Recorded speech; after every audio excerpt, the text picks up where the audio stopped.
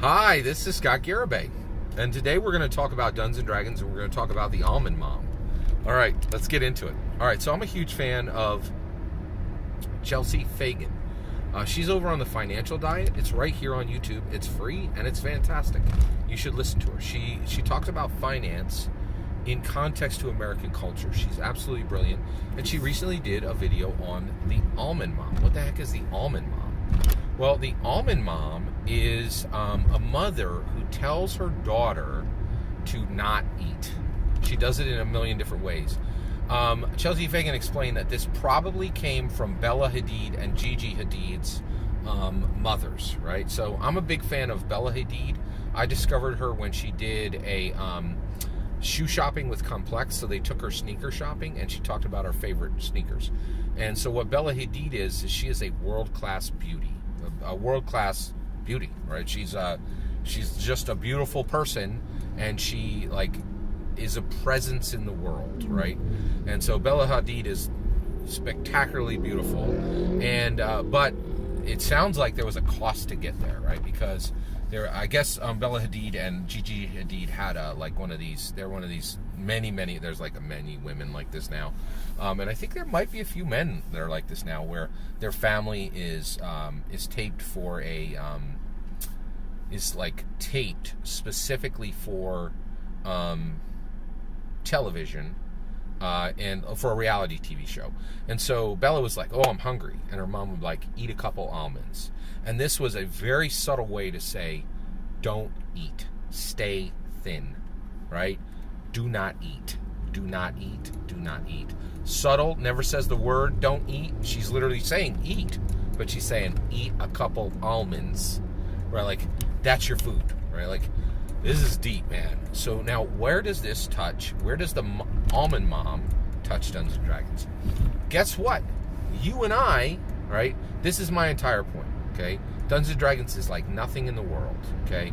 It is a bridge, in my humble opinion, is a bridge built to identity, narrative, and language by Gary Gygax.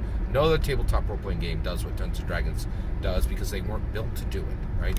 I believe Dungeons & Dragons was built literally to shepherd humanity's intellectual, emotional, and spiritual growth secularly, right? Now, ironically, I don't need it because I'm an evangelical Christian, but the world definitely needs it.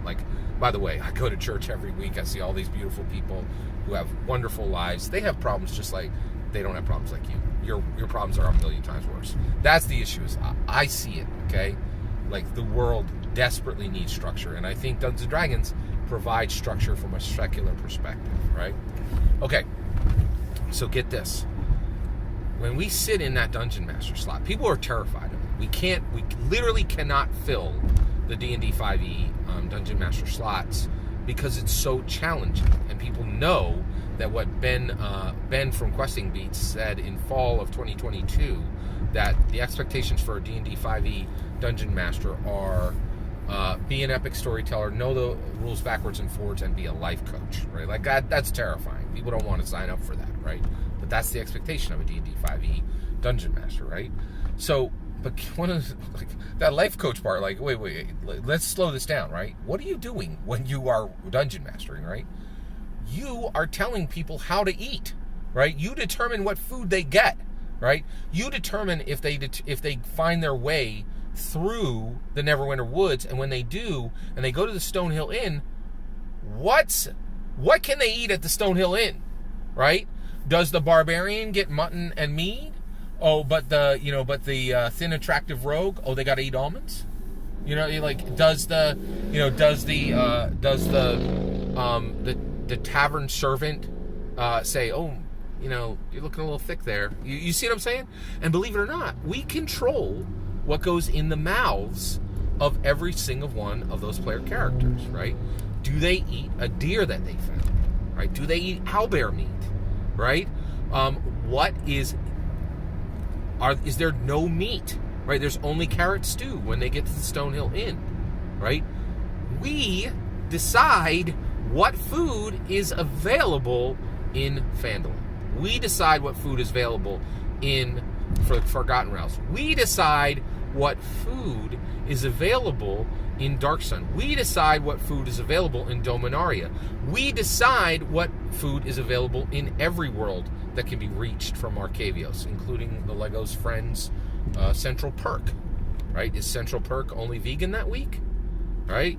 This is the point, right? We are in a position to be an almond mom. We shouldn't, right? We need to be very careful what we tell players and player characters, what we tell players that their player characters can eat, right? And this is what I am so excited about with Dungeons & Dragons. You guys out there have been schmucking around, right? Like, oh, let's cut the goblin in half, right? Not really thinking deeply. But this is the point, right? This is what we do. You've seen what we've done with the first 50 years of Dungeons & Dragons. Some of it was amazing. Some of it was a complete waste, right? But as we move into the next 50 years, right, we know what an almond mom is, right? What is a pumpkin mom? What is an abundance mom, right? What is the right thing to say that those player characters should be eating, and who says it to them? Is it the bartender? Is it the tavern servant who brings their food? Right? Is it the hedge witch who comes up and says, you shouldn't be eating that much red meat? Right? And the reality is, each person at your table eats in a specific way as a player, right? And you can comment on that through NPCs that are populating your world. You are in a position to comment on the food that your players eat, right? And the first place it's done is commenting on the food that their player characters eat. You need to know what an almond mom is, and you need to invert it, right? I think, the inversion of the almond mom is the pizza mom, right? That's, hey, have another slice, right? That's healthy, I think, right? Like, the almond mom we know is not healthy, right? And